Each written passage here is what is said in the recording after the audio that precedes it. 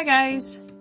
So today I have a video that was brought to my attention about me. In this woman's video, she talks about me, and at first I didn't want to mess with it. But then I was brought to awareness that this woman is not only, talking about me, but she's also following anybody that I follow. And she's more than happy to leave a comment or to depict that person's work apart. So I found it interesting to kind of dig into this and be like, okay, who is this woman and why is she doing this? And then I had a reality check. And I found out this was a woman that had left comments numerous times on my page. I was really polite to her at first, and I didn't screenshot the polite conversation, but then it was getting to the point where she was asking questions that didn't even make sense to me. So as this woman went on, she continually kept commenting, and this comment that you see clipped here says, "Speaking of threatening messages, I was wondering if you could answer a question. I heard that you posted a TikTok saying that people at the meetup would be taken care of while showing your Second Amendment collection. Is that true?" And I had stated back, no, and the investigator that handled this case knows that. All is documented, and I've never once attacked any of their pages. Also, how is that possible? You're not allowed to show any guns or knives or even roadkill on TikTok. That should answer your question. LOL, sorry, not funny, but actually funny they would go that far.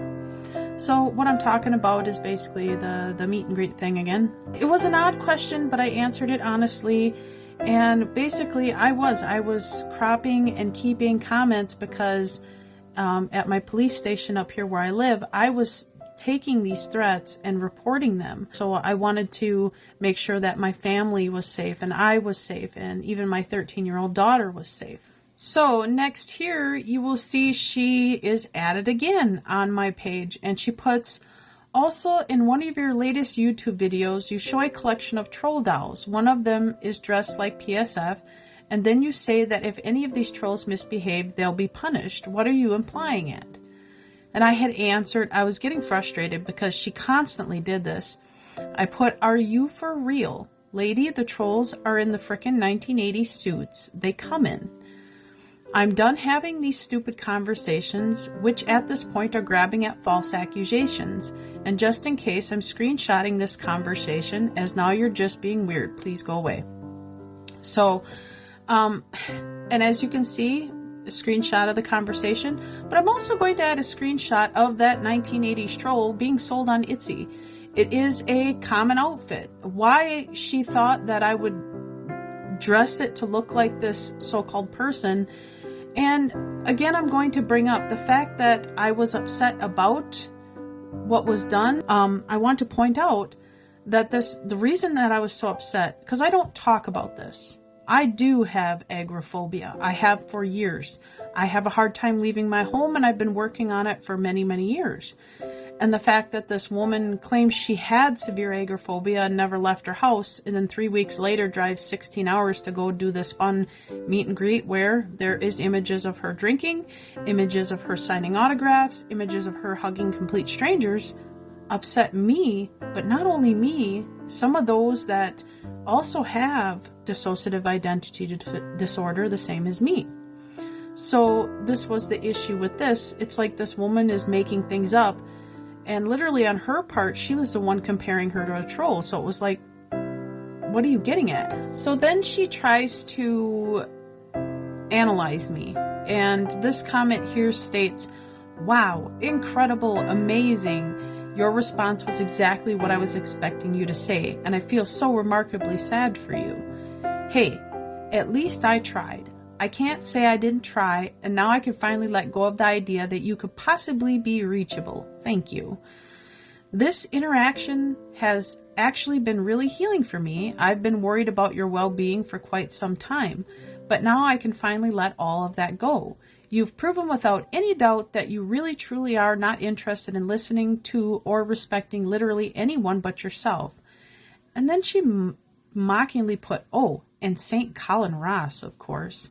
I'm so glad I got to interact with you. Thank you so much for giving me permission to completely let go of my concern for you. I feel a million times lighter now. Again, thank you. And what she's doing here, she's trying to play a reversible psychological role by acting like she really cares and she's really concerned. But yet, I didn't go to her for help. I didn't go to her to be questioned. So my last response to her before I had decided to block her was, yep, I don't need help from other people telling me what is valid healing or not, and depicting my healing process with other therapists or validating what I know and do or don't know and do. That is not your job to show me to go to a therapist that isn't mine after 8 years of intense therapy. That is actually conflict of interest.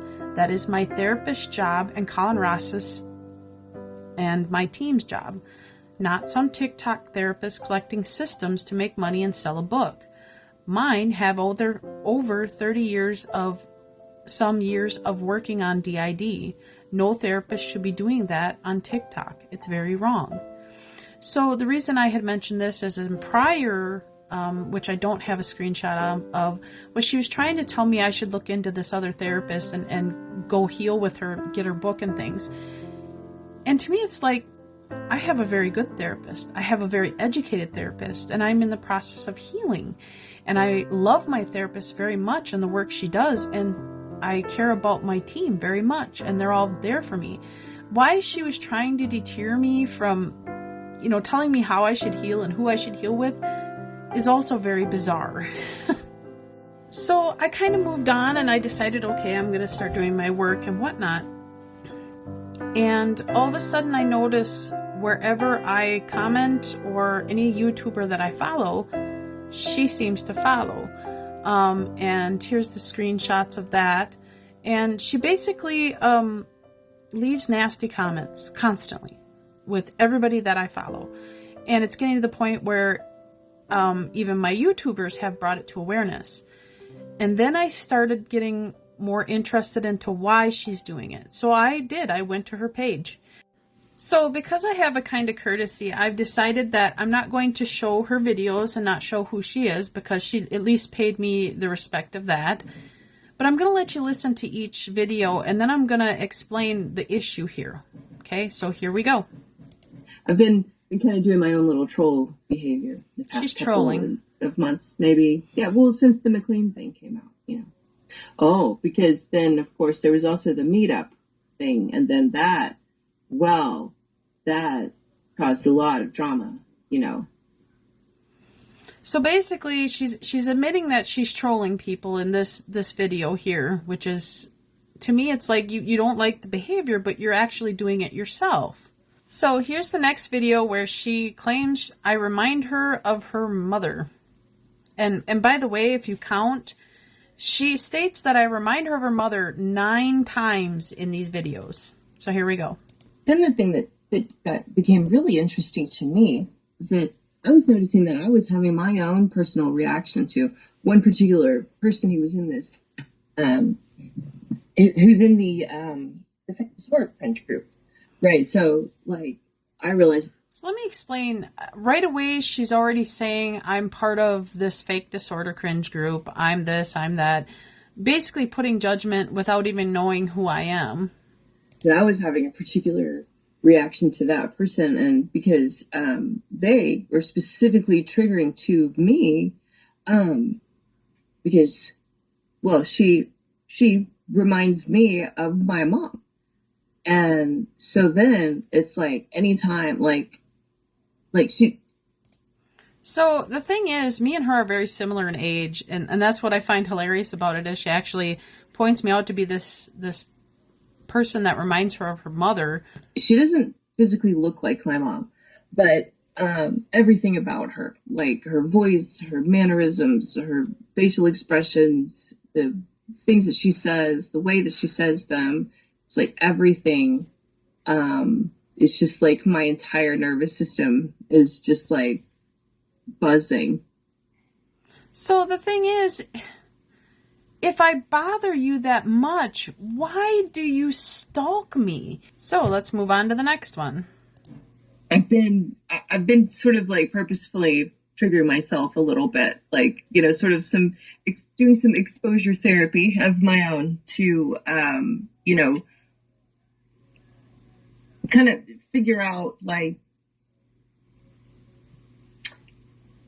I've been able to figure out some ways that I can let go of the responsibility that I used to feel for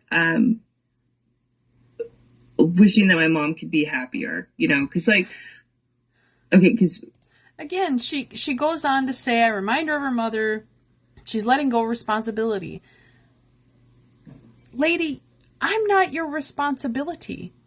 My disorder, my team, my family is what helps take care of me. My mom was a covert narcissist.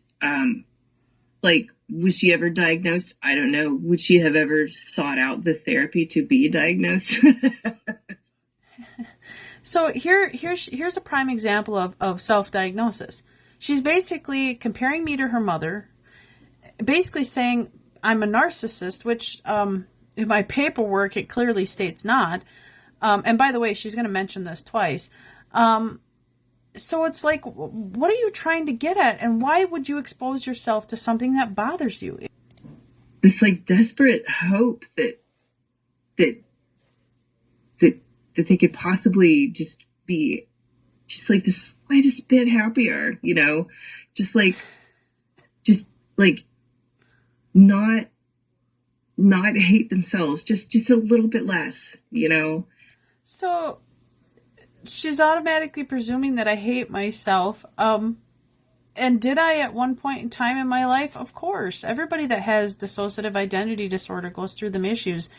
But to literally say that online, that I hate myself, what a horrible thing to say about somebody. I'm not going to take it personally, because this woman obviously has some issues with her mom, So let's continue on. And it's interesting. What I see is someone who's like really very hurt and really very angry. I last time I checked, I think I'm pretty mellow. Do I have angry moments? Yeah. My biggest issue is dealing with people like this who presume and try to diagnose you when they don't even understand the disorder itself. It's just like, that's how my mom was as well, like, I mean, my mom didn't have the best childhood. It's a generational trauma thing. Narcissism comes from trauma most of the time anyway. It appears to me that one of the things that drives them the most is the desire to remind everybody of all of the suffering that they've been through, and to make sure that everybody remembers every single day how horrible their life was. Like, that's that's my mom, and that's why mom again. This particular person just like really flared up my nervous system. So now I'm going to show you some images of how I change that dynamic, how I do not linger in my trauma. I actually work very hard not to. And a prime example is my team, people, my friends, my family. I have friends all over the world. I have friends from Sweden, Canada, Illinois, you name it.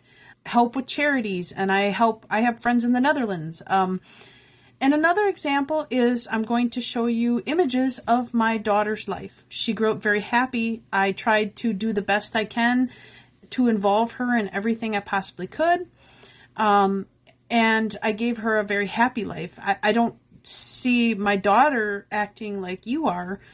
She's actually taking a trip out of the country very soon. She has big goals. She works 3 different jobs. So here is my daughter, just so you have an idea of how I raise my children with a disorder and with the trauma I've been through. I call it reversing the role, changing the dynamics, making things as best as I can, even with my alternative states, my switches, my pain, everything.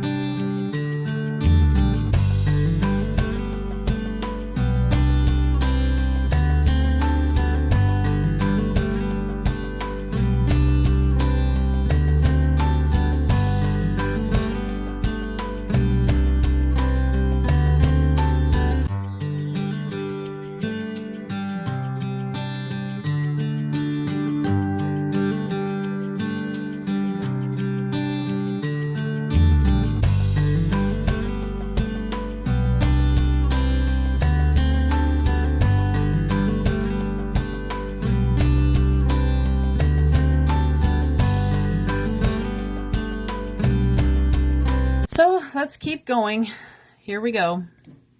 It's like, it's fascinating. I wish that I could talk to her more, but Oh. if you question anything about her thought process or philosophy, you ask any questions about that, you're just attacking her. Like, that's it, Like my mom, Again, mom brought into the subject.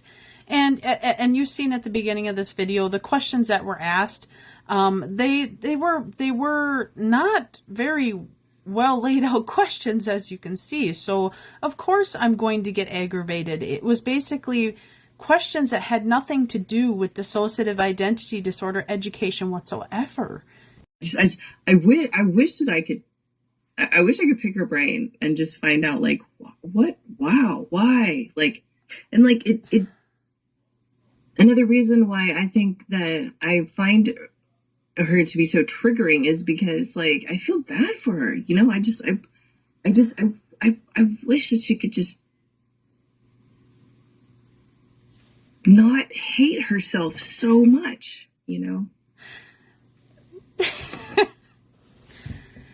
The thing is, I work very, very hard to love myself, to love my alternative states. And if you understood dissociative identity disorder, the hate towards yourself is based on what the abusers have done to you. And once you heal from that, you get better. So this next part here is very interesting. Being a person from severe ritualistic abuse, I like how she puts this in her next video.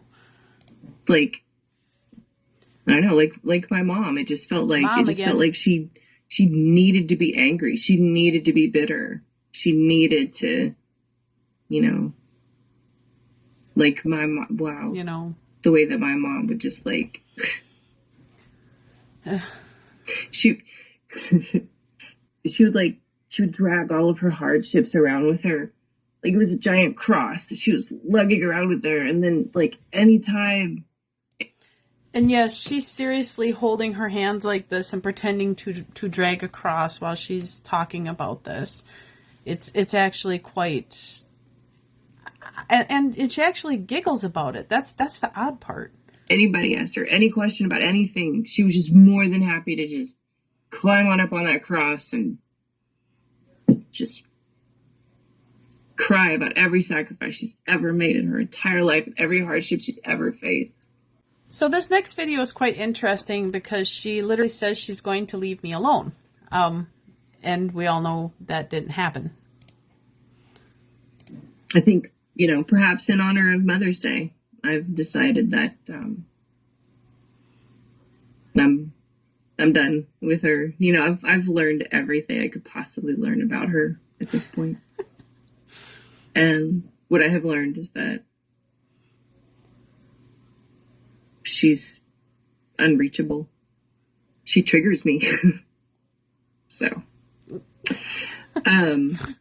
yeah. I didn't know I had that effect. Honestly, I mean, she constantly repeats over and over, Mom, trigger, trigger. So stop stalking me. I just don't understand. And then when I block her, she starts stalking people that I follow and harasses them. So who's the troll here? So this next one you're really going to love. What I found interesting is she bashes the FDC community constantly. And, that's a personal choice of hers. I really don't care. But then she says these things. So, like, on the one hand, it's like, I'm kind of hoping someday I get pulled into the fake disorder cringe echo chamber. Just so I can be like, yes, I'm echo chamber famous. Sweet. I'm not self-diagnosing. I'm not claiming to be diagnosed with anything. Okay, so she openly admits she's not self-diagnosing, but obviously she's already self-diagnosed me with narcissistic issues based by her mother because I remind her of her mother. And then secondly, she claims she doesn't have anything, but she's still trying to diagnose. So, If I ever get fake disorder cringe famous, then somebody needs to let me know, because that would be really exciting. Why would that be exciting? Yeah. People are fascinating. It's just utterly fascinating. I wish I could just interview all of the people in that echo chamber. Yeah. All right, well, I'll see you in the cafeteria.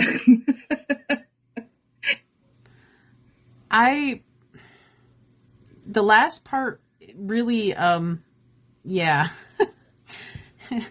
So that's all I have today. I can't make sense of this. I mean, when this person sent me this video, at first I was like, okay, whatever. But then when I got to listening to it, it was kind of dark and it was kind of disturbing. And the fact that this lady is still stalking everybody that I follow and making sure she comments right after I do is very creepy. And I will be keeping a closer eye on it. And if it gets to the point of being very unhealthy, I will go further with it. That's all basically I have to say with it. But this is why people that have real dissociative identity disorder really have to protect themselves, really have to watch media outlets, really have to watch out for people that they think they can trust online. Because there are people like this who will act like they really care about you and then try to diagnose you based on something they think might be or something from their own disturbed past. It is very vital and important that you seek real mental health care, through a professional. Because something like this, and if I wasn't as healthy as I am and healing as I am, could be very wrong. I could have been talked into something that I am not. So that's all I have today. Loves. Bye.